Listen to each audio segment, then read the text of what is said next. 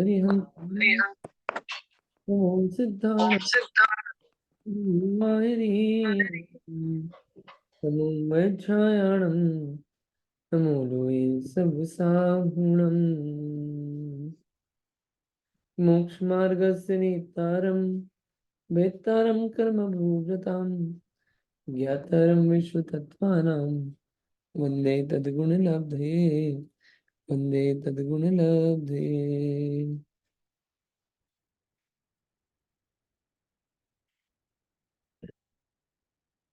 बढ़िया।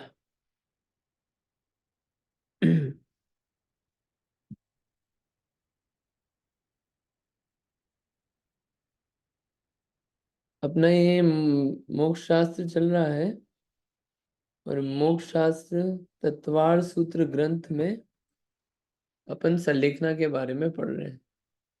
संलेखना में भी संलेखना मरण के बहुत सारे भेद पढ़े थे कल अपन ने। फिर ये बताया था निर्यापक होता है, निर्यापक कैसा होना चाहिए। आगे प्रश्न पढ़ना है कि अगर अपन निर्यापक ढूंढ रहे हैं संलेखना के लिए तो कितने दिन तक उसकी खोज की जाती है निर्यापक की। वो यहाँ पे प्रश्न नंबर 34 में बताया गया है। प्रश्न नंबर 34 में दिया गया है कि कितने दिन तक जिसको समाधि मरण करना हो ऐसा मुनि 500, 600, 700 अथवा इससे भी अधिक योजन तक विहार कर शास्त्रोक्त नियपिक निर्यापक की शोध करता है। कितने योजन तक जाकर 500, 600, 700 या इससे भी ज्यादा योजन जा जाके ढूंढता है। समाधि मरण करना है ना उस जीव को, ढूंढता है। ऐसा नहीं कि 1 आध किलोमीटर के आरे कोई नहीं मिला, 500 योजन तक भी जाता है। एक योजन में कितना, एक योजन में कितना, कितना है एक योजन में? 8 मील, एक योजन 12 किलोमीटर। 8 माइल, ठीक है। तो 500 योजन यानी कि 40, कितना हो गया? 4000, 4000 माइल हो गया। 4000 माइल तक भी जाता है, उससे भी ज्यादा जाता है। इतना ढूंढता है और फिर वह 1, 2, 3 वर्ष से लेकर 12 वर्ष तक खेद युक्त न होता हुआ जिनागम से निर्णित निर्यापकाचार्य का अन्वेषण करता है। वो ढूंढता है, ऐसा नहीं 1 आध दिन, 1, 2, 3 वर्ष, ज्यादा टाइम भी उसको ढूंढना पड़े लगाता है। और ढूंढने से क्या होता है, जब विहार करता है वो तो उसको आचार शास्त्र का ज्ञान होता है, कल्प शास्त्र, जीत शास्त्र, बहुत गुणों की प्राप्ति होती है। विहार करने से आत्मा की शुद्धि होती है, संक्लेश परिणाम भी नष्ट होते हैं और गुणों की प्राप्ति होती है। तो ऐसा कहा गया है कि खूब अच्छे से खोज की जाती है निर्यापक की, जो समाधि मरण कराए व्यवस्थित ढूंढा जाता है। ठीक है। अब संलेखना के समय में निर्यापक कितने होते हैं, ये एक सवाल और आता है। तो यहाँ पे लिखा है, सबसे पहला, योग्य अयोग्य आहार को जानने में कुशल। कैसे कैसे निर्यापक, कैसे कैसे कितने होते हैं कि क्या खाने योग्य है, क्या खाने योग्य नहीं है। अभी ये समाधि मरण कर रहा है ना, उसको क्या खिलाना क्या नहीं खिलाना, इसको जानने वाले, इसमें कुशल ऐसे। और कोई शपक हो, यानी शपक यानी कि जिसे समाधि मरण धारण किया हो, उसके मन में कुछ सवाल आ रहे हो तो उस सवालों को समाधान करने वाले ऐसे बिल्कुल कुशल होते हैं। प्रायश्चित ग्रंथ को अच्छी तरह जानने वाले होते हैं, क्योंकि कुछ भी गलतियां जो होती है, गलतियां काफी होती है, तो प्रायश्चित को भी जानने वाले होते हैं और एकदम तत्पर होते हैं उपकार करने में। ऐसे उत्कृष्ट रूप से कितने होते हैं, 48 निर्यापक मुनि होते हैं एक समाधि मरण करने वाले मुनिराज के साथ। कितने? 48 मैक्सिमम, उत्कृष्ट रूप से। अब क्या है, काल के प्रभाव से उन्होंने कहा कि वो क्या है, 4 तक भी हो सकते हैं, 4 तक भी होते हैं। हमेशा 48 मिल ही जाए जरूरी नहीं है, कम हो तो क्या बोला है, 4 तक भी होते हैं। और काल और भी संक्लिष्ट काल चल रहा हो तो 2 मुनिराज भी हो तो उससे भी काम चल जाता है। ठीक है, लेकिन एक से काम नहीं होगा, दो तो चाहिए मिनिमम। जिनागम में एक निर्यापक का किसी भी काल में उल्लेख नहीं है। यदि एक ही निर्यापक होगा तो उसमें आत्म त्याग, शपथ का त्याग और प्रवचन का भी त्याग हो जाता है। एक निर्यापक से दुख उत्पन्न होता है और रत्नत्रय में एकाग्रता के बिना मरण हो जाता है। धर्म दूषण और दुर्गति भी होती है।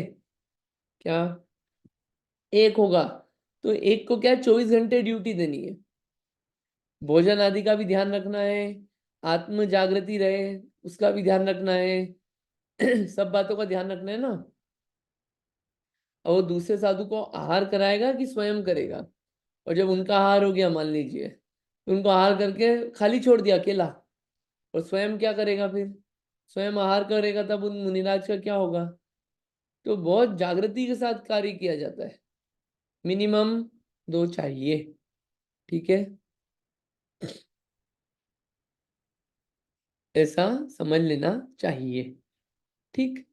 अब संलेखना के समय में प्रतिक्रमण किए जाते हैं। ठीक है, तो प्रतिक्रमण कौन कौन से प्रकार के हैं? ये प्रतिक्रमण के भेद आए हैं। प्रश्न नंबर 36 से पढ़ते हैं अपन। पढ़िए आप। हाँ जी, पढ़िए ओम आंटी जी। जय जिनेन्द्र। प्रश्न 36। संलेखना भक्त प्रत्याख्यान के समय कितने प्रतिक्रमण किए जाते हैं? उत्तर, आराधना में 3 ही प्रतिक्रमण कहे गए हैं। पहला सर्वातिचार प्रतिक्रमण, दूसरा त्रिविध आहार त्याग प्रतिक्रमण और तीसरा उत्तमार्थ प्रतिक्रमण।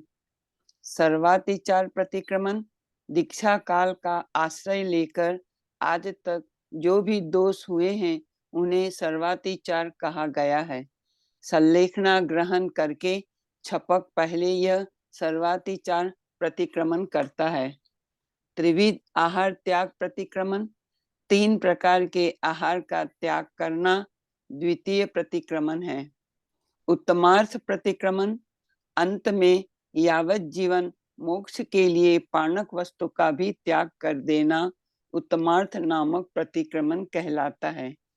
और भी प्रतिक्रमण है, योग प्रतिक्रमण, इंद्रिय प्रतिक्रमण और शरीर प्रतिक्रमण। योग प्रतिक्रमण 3 प्रकार के योगों का निग्रह करना योग प्रतिक्रमण है। इंद्रिय प्रतिक्रमण 5 इंद्रियों का निग्रह करना इंद्रिय प्रतिक्रमण है। शरीर प्रतिक्रमण 5 प्रकार के शरीर का त्याग करना अथवा उन्हें क्रस करना शरीर प्रतिक्रमण है। फिर कसाय प्रतिक्रमण 16 भेद रूप कसायों और 9 कसायों का निग्रह करना, उन्हें क्रस करना, यह कसाय प्रतिक्रमण है। बढ़िया, ये प्रतिक्रमण के भेद हैं अलग अलग। अब समाधि के समय निर्यापक की क्या आवश्यकता है? आप बोल रहे हो निर्यापक ढूंढो, 500 योजन तक जाना पड़े जाओ, 1 2 साल 5 10 12 साल तक ढूंढो, 48 चाहिए मैक्सिमम, मिनिमम 2 में काम हो जाएगा। तो निर्यापक चाहिए क्यों? क्या आवश्यकता है निर्यापक की? ये यहाँ पे सवाल उठाया है, उसका उत्तर पढ़िए। उत्तर, जिस प्रकार रत्न और स्वर्ण से भरी हुई तथा नगर के समीप पहुंची हुई कोई नाव बिना मल्लाहों के अपने प्रमाद से ही समुद्र में डूब जाती है, उसी प्रकार सम्यक दर्शन, सम्यक ज्ञान और सम्यक चारित्र रूपी अमूल्य रत्नों से भरी हुई और मोक्ष रूपी द्वीप के समीप पहुंची हुई छपक रूपी नाव बिना निर्यापकाचार्य के अपने प्रमाद से ही संसार रूपी समुद्र में डूब जाती है। इसमें किसी प्रकार का संदेह बुद्धिमान मुनियों को समाधि मरण धारण करने के लिए निर्यापकाचार्य अवश्य तलाश, थोड़ा ऊपर ले लीजिए, कर लेना चाहिए। कर लेना चाहिए। कितना अच्छा उदाहरण है। नाव है, बढ़िया रत्न भरे हुए हैं, कोने तक ले गए, फिर क्या करा? वो मल्ला नाव नहीं खींचने है। वाले नहीं लाया, छोड़ दिया उसको वहीं, तो नाव क्या होगी? डूब जाएगी। वैसे ही जीवन भर इतना सम्यक दर्शन ज्ञान चरित्र की आराधना करी, अंत समय में निर्यापक आचार्य रूप मल्लाहे नहीं लिए तो क्या होगा? ये जो वो जो है क्या होगा? डूब जाएगा। इसलिए समाधि मरण धारण करने वाले को निर्यापक आचार्य तलाश लेना चाहिए, ताकि नाव किनारे पे आके डूबे नहीं। ठीक है। अब ये ठीक है, ये यहाँ लेते हैं ये। संलेखना कहाँ करनी चाहिए? कहाँ पे करें संलेखना? पढ़िए। अंकित जी, प्रश्न मल्लाह का शब्द क्या होता है? मल्लाहे जय वो, जी। मल्लाहे ये होते हैं ना जो नाव खींचते हैं। नाविक नाविक नाविक। हम्म। अच्छा, थैंक यू। प्रश्न 40, संलेखना भक्त प्रत्याख्यान कहाँ करनी चाहिए? उत्तर, सर्वप्रथम गुरु से पूछकर मन वचन काय की शुद्धता से युक्ति पूर्वक वचनों से समस्त मुनियों से क्षमा मांगनी चाहिए एवं अपने मन में सबको क्षमा करके अपना मोह नाश करने के लिए 2-3 मुनियों को साथ लेकर तथा अपने गण का त्याग कर समाधि धारण करने के लिए वहां से चल देना चाहिए। फिर अनुक्रम से चलकर किसी परगन में विराजमान प्रसिद्ध आचार्य के समीप पहुंचना चाहिए और उन आचार्य की अच्छी तरह परीक्षा कर तथा उनको नमस्कार कर अपना कार्य निवेदन करना चाहिए। हाँ, ये दूसरे गण में, दूसरे संघ में जाके संलेखना करनी चाहिए, ऐसा यहाँ पे लिखा है। तो किसी ने प्रश्न पूछा कि आप बोल रहे हो दूसरे समूह में जाके, संघ में जाके करना चाहिए, अगर अपने संघ में संलेखना कर लें तो क्या हानि होगी? आप दूसरे संघ में जाने का क्यों बोल रहे हो? पढ़िए। उत्तर, स्वगन में रहने से आज्ञालोप, कठोर वचन, कलह, दुख, विषाद, खेद आदि निर्भयता, स्नेह, कारुण्य, ध्यान विघ्न और असमाधि ये दोष उत्पन्न होते हैं। मुनियों को अंतिम समय में अपने गण में प्रवेश नहीं करना चाहिए। उस समय अपने गण में प्रवेश करने की अपेक्षा विवाह में प्रवेश करना अच्छा है, क्योंकि विवाह में भी राग की उत्पत्ति होती है और अपने गण में भी राग की उत्पत्ति होती है। यहाँ तक कह दिया कि अपने संघ में संलेखना करने की अपेक्षा आप विवाह कर लेना, अपने संघ में नहीं करना। क्यों? अपने संघ में करोगे तो क्या होगा? आप इतने साल साथ में रहे हो, राग उत्पत्ति होगी, हो सकता है आज्ञा का लोप हो उसमें। ये सब इतने फेमिलियर है ना एक दूसरे से, तो सब वो बाउंड्रीज जो है वो टूट जाती है। क्या स्नेह उत्पन्न हो सकता है, करुणा उत्पन्न हो सकती है, ध्यान में विघ्न हो जाए तो वो क्या है, वो पक्की सामायिक समाधि नहीं हो पाएगी। इसलिए उपदेश है कि दूसरे गण में जाके ही संलेखना धारण करो। यहाँ पे फिर प्रश्न उठाया कि स्वगण में करने में यहाँ नहीं है, तो अगर दूसरे गण में जाएं, दूसरे संघ में समाधि करने से क्या लाभ है? उसका उत्तर 42। मेरा एक क्वेश्चन है। बोलिए। हाँ, तो ये दूसरे गण में जाके संलेखना करनी चाहिए ऐसा अभी बताया ना, तो अभी अभी 2 महीने पहले ही आचार्य श्री की संलेखना हो गई थी ना, समाधि मरण हुआ था उनका, तो वो तो उन्हीं के गण में थे ना। हाँ, अब यहाँ जो ये बात चल रही है ना, ये उत्कृष्ट रूपों की बात चल रही है। अब जो उस समय में हुआ उसका भी कुछ विधान हाँ, होगा शास्त्रों में जो कि देखना चाहिए, लेकिन यहाँ पे ये जो बात चल रही है ना, ये सब उत्कृष्ट रूपों की बात चल रही है कि बेस्ट यूज केस क्या होगा, बेस्ट केस क्या होगा। अच्छा। हाँ। और और दूसरा क्वेश्चन मेरा ये था, अभी हमने कसाई प्रतिक्रमण वगैरह जो पढ़ा ना, हम्म। डिफरेंट डिफरेंट डिफरेंट टाइप के प्रतिक्रमण करना चाहिए, राइट? हम्म। तो वो ये कोई अपने शास्त्र में है या प्रतिक्रमण कसाय प्रतिक्रमण वगैरह, योग प्रतिक्रमण, इंद्रिय प्रतिक्रमण, कोई शास्त्र में मिलेगा ये, ये ये जो है ना, इंफॉर्मेशन? ये जो हाँ प्रतिक्रमण, देखिए ये इसमें आधार है, मूलाचार में इसका विशेष रूप से वर्णन है। क्या होता है, अपन जो प्रतिक्रमण समझते हैं ना, वो प्रतिक्रमण सिर्फ पाठ रूप से पढ़ना, वो एक चीज अलग होती है पाठ रूप से पढ़ना।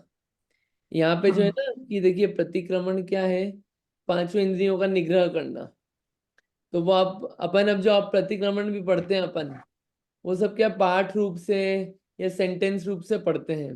लेकिन यहाँ पे क्या है, ये प्रतिक्रमण रूप होना, इंद्रियों का निग्रह करना, शरीर का त्याग करना, उसके प्रति ममत्व का त्याग करना, ये वास्तविक प्रतिक्रमण यहाँ पे बताया गया है। पाठ रूप से अलग चीज है, और उसका एक्चुअलिटी करना वो अलग चीज है।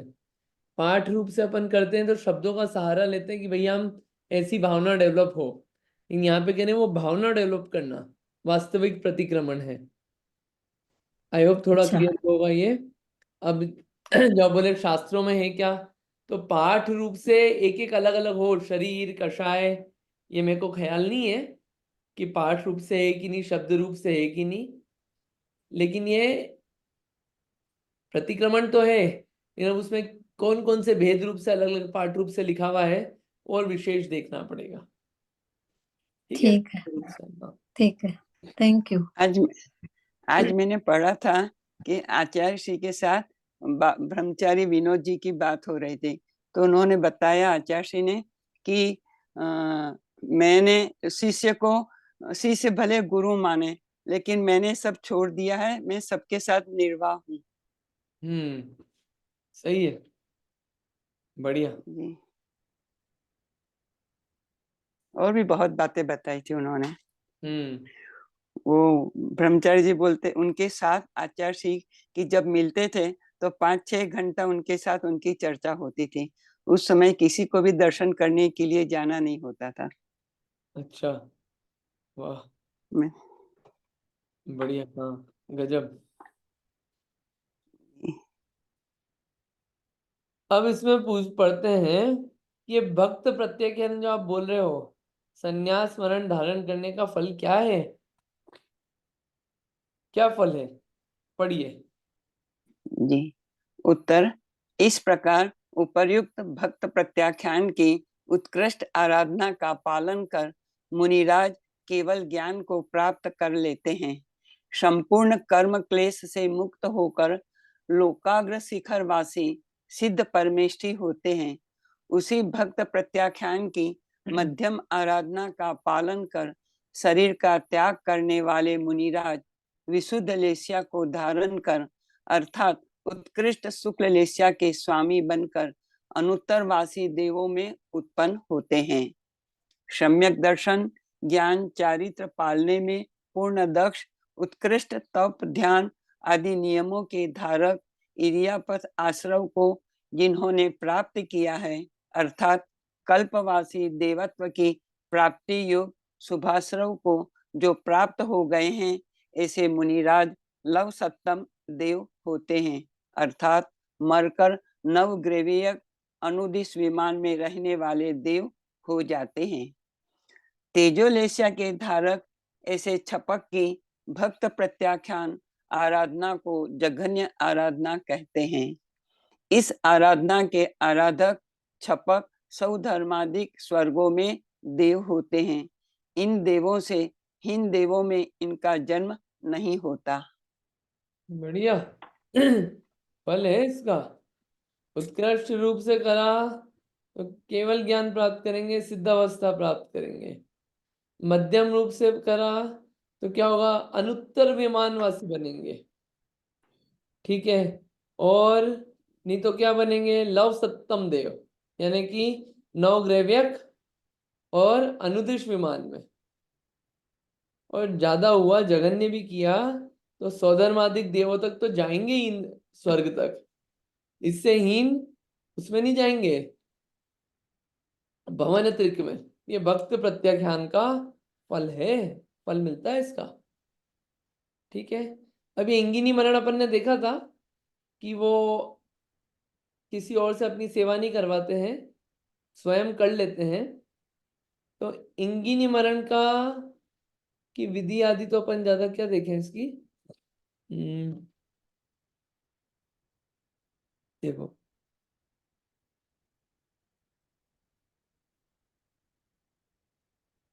इंगिनी मरण जो करते हैं उनकी कौन सी गति होती है, कौन सी गति होती है उनकी। यहाँ पे दिया है कि वैमानिक देव होते हैं और मोक्ष सुख को देने वाला भी है, सिद्ध पद को देने वाला भी है, ये इंगिनी मरण। और एक पढ़ा था अपन ने प्रायोग गमन मरण, न किसी और से सेवा करवाता है न स्वयं ही स्वयं की सेवा करता है, वो होता है प्रायोग गमन मरण करने वाला। प्रायोग गमन वाला जो होता है वो क्या होता है, उसका भी देखते हैं अपन। देखिए देखिए इसमें क्या करते हैं, इसका फल नहीं दिया है ना प्रायोग गमन का। प्रायोग गमन की विधि कर लेते हैं। प्रायोग गमन मरण किस विधि से होता है, इसको पढ़िए। जी, उत्तर, इसकी विधि इंगिनी मरण के समान ही है, लेकिन कुछ विशेषताएं हैं। पहला, इसमें तृण का निषेध है, क्योंकि यहाँ स्व व पर दोनों के प्रयोग माने शुश्रूषा आदि का निषेध है। दूसरा, ये मुनि अपने मूत्र व विष्ठा तक का भी निराकरण न स्वयं करते हैं और न अन्य से कराते हैं। तीसरा, सचित पृथ्वी, जल, अग्नि, वनस्पति व त्रस जीव निकायों में यदि किसी ने उनको फेंक दिया तो वे शरीर से ममत्व छोड़कर अपनी आयु समाप्ति होने तक वहीं निश्चल पड़े रहते हैं। यदि कोई उनका अभिषेक करे या गंध पुष्पादि से उनकी पूजा करें तो वे न उनके ऊपर क्रोध करते हैं, न प्रसन्न होते हैं और न ही उनका निराकरण करते हैं। पांचवा, जिसके ऊपर मुनि ने अपना कोई अंग रख दिया है उस पर वे यावत जीवन वे उस अंग को नहीं हिलाते हैं। बहुत निश्चल वाले होते हैं, निश्चल, बिल्कुल निश्चल चित्त होके बैठते हैं। प्रायोग गमन उत्कृष्ट रूप से है। ठीक है, फिर ये आते हैं बाल मरण, अलग अलग प्रकार के होते हैं, उसमें भी अपन ने भेद देखे थे, बाल बाल मरण आदि। अपन आते हैं अब आगे की बात पे, क्या पढ़ना है अपने को। हाँ, ये तो सब बातें हुई। मुद्दे की बात यह है कि श्रावकों के लिए भक्त प्रत्याख्यान की विधि क्या है। अगर श्रावक है तो संन्यास मरण कैसे करे, संलेखना कैसे करे, उसकी विधि क्या है। प्रश्न नंबर 59। हाँ जी, कोई और पढ़िए, किसी और को पढ़ना है तो। रत्नकर्ण श्रावकाचार्य की टीका है 124 से 128। पढ़िए, कौन पढ़ रहा है, पढ़िए इंदिरा जी।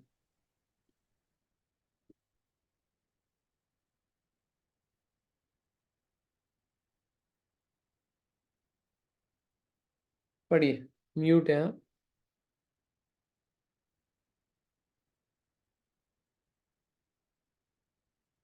आप म्यूट हैं। हाँ, उत्तर, स्नेह वैर परिग्रह को छोड़कर शुद्ध होता हुआ श्रावक प्रिय वचनों से अपनी कुटुंबियों और चाकरों नौकरादि से भी क्षमा करावे और आप भी सबको क्षमा करे। छल कपट रहित और क्रोधकारी अनुमोदना सहित किए हुए समस्त पापों की आलोचना करके मरण पर्यंत रहने वाले समस्त महाव्रतों को धारण करे। शोक, भय, विषाद, राग, कलुषता और अरति त्याग करके अपने बल और उत्साह को प्रकट करके संसार के दुख रूपी संताप को दूर करने वाले अमृत रूप शास्त्रों के श्रवण से मन को प्रसन्न करे। क्रम से क्रम आहार छोड़कर पान, दुग्ध, छाछ आदि बढ़ावे और बाद में भी छोड़कर कांजी और गर्म पानी को बढ़ावे। तत्पश्चात उष्ण जलपान का भी त्याग करके और शक्ति अनुसार उपवास करके पंच नमस्कार मंत्र को मन में धारण करता हुआ शरीर को छोड़े। ठीक है, आगे यहाँ पे आगे पहले सबसे क्षमा मांगे और सबको क्षमा करे, प्रिय वचन बोले सबको। सबको मतलब सबको, जिनसे बैर हो, लड़ाई हो, उनसे भी प्रिय वचन बोले। नौकर आदि से भी क्षमा मांगे, और किसको छोड़े? परिग्रह छोड़े। परिग्रह को पकड़ के नहीं बैठे कि चाबी अपने साथ लेके जाऊंगा आखिरी वक्त तक मेरे हाथों में ही रहेगी। सब छोड़ दिया, अब मेरा कुछ नहीं है, दे दिया सबको सबका, छोड़ दिया, जिसको जो करना है करो। ऐसा नहीं, जाने वाला है आखिरी वक्त पे जाते जाते भी, ये प्रॉपर्टी तू ले लेना बड़ा बेटा, ये छोटा वाला ले लेना, ये दिमाग नहीं लगाना, सब छोड़ दिया, अब जिसको जो करना है करो। और छल कपट रहित और कृतकारिता अनुमोदना सहित किए हुए समस्त पापों की आलोचना करके मरण मरण पर्यंत रहने वाले समस्त महाव्रतों को धारण करे। सारे पापों को छोड़ के फिर महाव्रत धारण करें अंत समय में। क्या? शास्त्रों को श्रवण करें प्रसन्न मन से, और क्रम क्रम से आहार पानी को भी छोड़े, और उसे भी छोड़ के अंत समय में गर्म पानी पे आ जावे। फिर अंत में गर्म पानी को छोड़ के भी शक्ति अनुसार उपवास करके पंच नमस्कार करके शरीर को छोड़ देवे। ये है विधि कि अब अंत समय निकट आ गया तब तो ये कर ले हमें अपन, तो वास्तविक अपनी संलेखना होगी।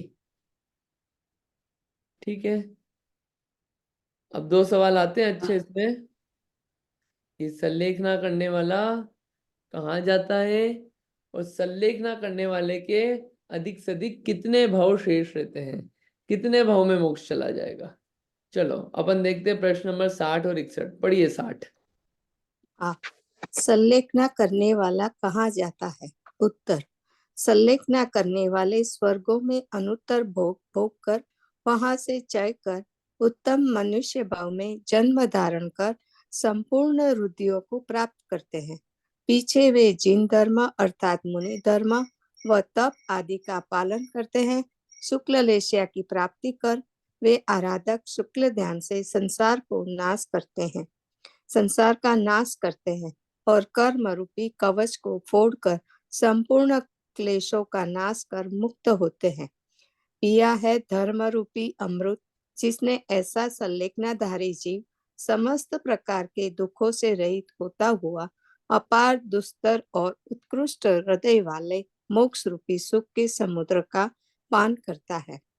इस गृहस्थ धर्म का पालन कर जो समाधि पूर्वक मरण करता है वह उत्तम देव पर्याय को प्राप्त होता है और वहां से च्युत होकर उत्तम मनुष्यत्व प्राप्त करता है। बढ़िया। कहा है स्वर्ग से आकर क्या बनेगा? रिद्धिधारी बनेगा, शुक्ल लेशिया को प्राप्त करेगा और संपूर्ण क्लेशों को नाश करके मुक्त होगा। और गृहस्थ समाधि पूर्वक जो मरण करता है, देव पर्याय प्राप्त करता है, वहां से आके वापिस मनुष्यत्व प्राप्त करता है। ये विशेषता है संलेखना वाले की। ठीक है, अब संलेखना वाले के अधिक से अधिक कितने भाव बचे हुए रहते हैं, ये देख लेते हैं अपन, कितने भाव रहते हैं। ये बढ़िया है सवाल। हाँ, कोई और पढ़िए। कौन और पढ़ना चाह रहा है? किसी को पढ़ना है?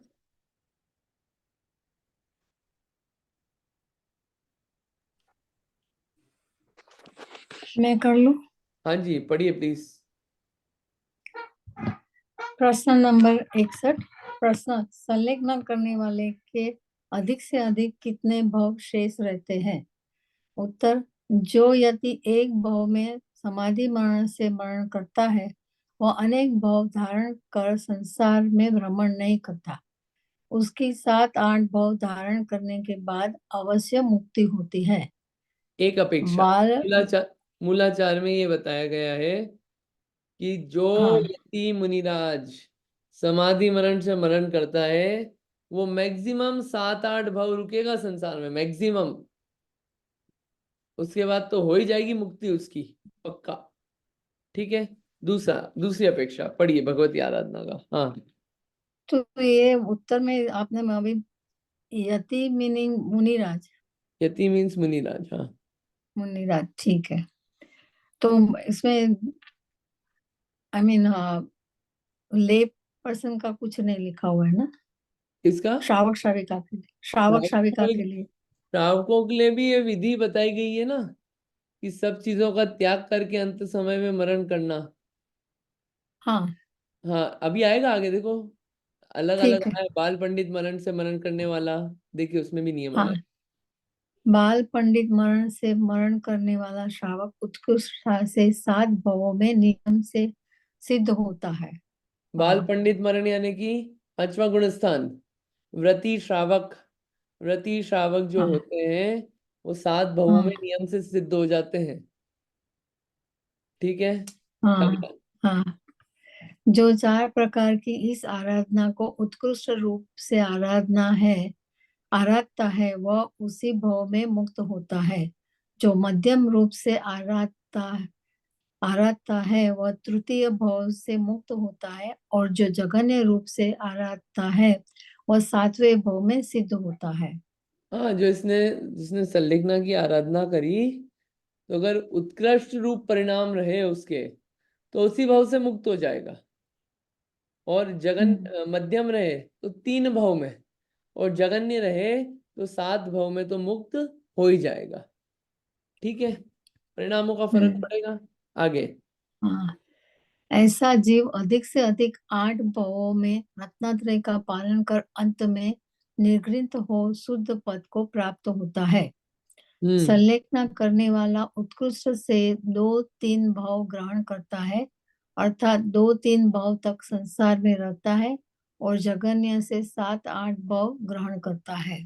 मैक्सिमम में 2-3 भाव में पार हो जाएगा, मैक्सिमम, सॉरी मिनिमम। और मैक्सिमम 7-8 भाव में तो हो ही जाएगा। ठीक है, यहाँ पे एक बात और आई है नीचे फुटनोट में, जो विवेकी गृहस्थ निदान मिथ्यात्व और कषाय रहित होकर संन्यास विधि करता है, वह मनुष्यों और देवों के सुखों को भोग कर त्रिगुणित 21 भवों में मुक्ति प्राप्त कर लेता है। ये एक अलग अपेक्षा है, ये अपन अलग अलग अपेक्षाएं देख रहे हैं। ठीक है, अब कौन से स्थान में कौन सा मरण होता है, ये अपन ने देख लिया था पहले ही, कि बाल बाल मरण प्रथम और दूसरे गुणस्थान में, बाल मरण चौथे में, बाल पंडित पंचम में।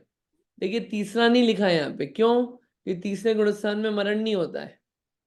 6ठे से 11वें तक पंडित मरण है ना, और पंडित पंडित मरण कौन से गुणस्थान में? 14वें गुणस्थान में, क्योंकि 12वें और 13वें में मरण नहीं होता है। ठीक है,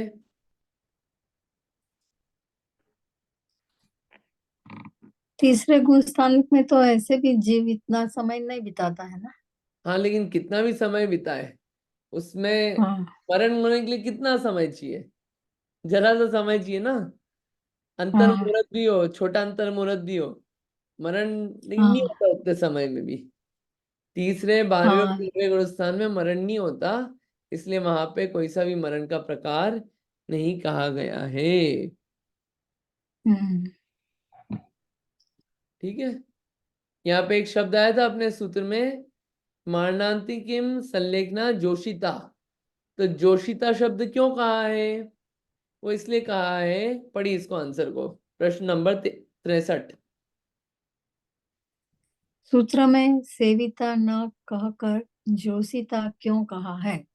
उत्तर, सूत्र में प्रीति अर्थ के लिए जोशिता कहा है, अर्थात संलेखना के प्रति अंतरंग में प्रीति नहीं होने पर बलात् जबरन संलेखना नहीं कराई जा सकती है, अतः प्रीति पूर्वक सेवन करना, इस अर्थ को ग्रहण करने के लिए सूत्र में सेविता न कहकर जोशिता कहा है।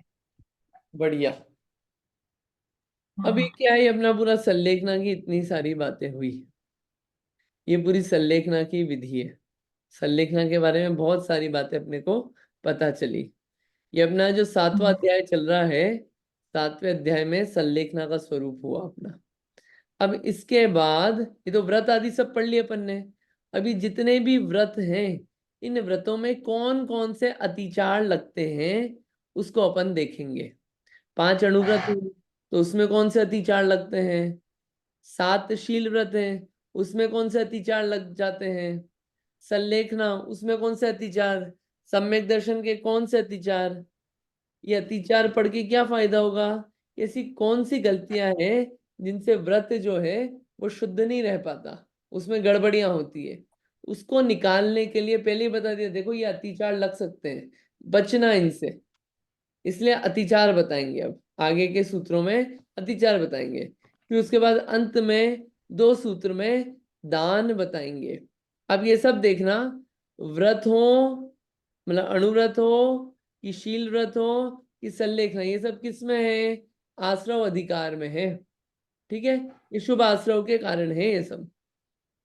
ठीक है, आश्रव अधिकार चल रहा है अपना, है ना? जीव अजीव आश्रव बंद अधिकार, इसके बाद आएगा 8वां अधिकार। और 9वें 10वें में संवर और निर्जरा, सॉरी 90वें में और 10वें में मोक्ष तत्व, 7 तत्व का वर्णन करता था, तो वही चल रहा है। हाँ ठीक है, अब ये जो अतिचार है, देखिए 3 शब्द आते हैं यहाँ पे लिखा होगा, तो उसको अभी बता ही देते हैं, फिर अपन इसकी अतिचारों की बातें कल से करेंगे।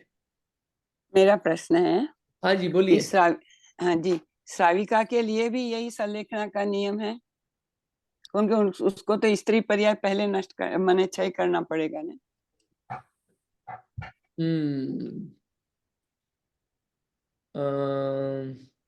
पता नहीं, देख और देखना पड़ेगा, पूछना पड़ेगा। मैं क्वेश्चन लिख लेता हूँ, इसका देख के बताऊंगा। श्राविका के लिए कुछ विशेषता है क्या फल में जी और विधि में? कुछ अंतर पड़ता है क्या? उसको थोड़ा सा जी देख लेंगे, है ना? जरूर, या थैंक यू।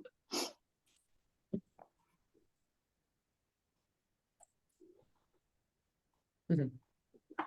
देखिए 4 चीजें होती है: अतिक्रम, व्यतिक्रम, अतिचार और अनाचार। कितनी चीजें हैं? 4 चीजें होती है: अतिक्रम, व्यतिक्रम, अतिचार, अनाचार। अनाचार 4 चीजें होती है। व्रतों के भंग होने के लिए 4 चीजें हैं। कोई व्रत लिया, उसको भंग होना, उसको खराब होने में 4 चीजें होती है। अतिक्रम, अतिक्रम यानी कि अभी व्रत भंग नहीं किया है, लेकिन क्या हो रहा है? मन में विचार उठ गया, जैसे कि रात्रि भोजन का त्याग किया हुआ है, लेकिन रात को पार्टी में गए, वहां पे क्या दिख गए? बढ़िया इडली डोसा सांभर दिख गया, या फिर केले की टिकिया दिख गई। ठीक है, और भी जो आपको पसंद हो लगा लेना, गुलाब जामुन दिख गया। ये सब क्या है? अतिक्रम। ठीक है, क्या है ये? अतिक्रम। मन में इच्छा हुई कि खा लेते हैं यार, खाया नहीं अभी, ये अतिक्रम है। फिर क्या करा? व्यतिक्रम, व्रत का उल्लंघन करना, व्रत का उल्लंघन करना, कि मन में आया था, अब उसको क्या करा?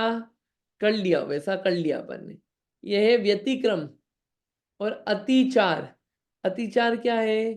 कि उस विषय में बार बार प्रवृत्ति करना, वो है अतिचार। और अनाचार, अनाचार यानी कि बिल्कुल उसको बड़ा रूप दे देना, ये कहलाता है अनाचार। इसका उदाहरण आएगा, इसको अपन कल पढ़ के और विशेष रूप से देखेंगे। आज आप ये 4 नाम ध्यान रखिए, यहाँ पे भी दिया है: अतिक्रम, व्यतिक्रम, अतिचार, अनाचार। अपन कल अंतर समझेंगे, अतिचार और अनाचार में अंतर कल समझेंगे, और फिर उसके बाद अपन अतिचारों को चालू करेंगे एक एक व्रत के।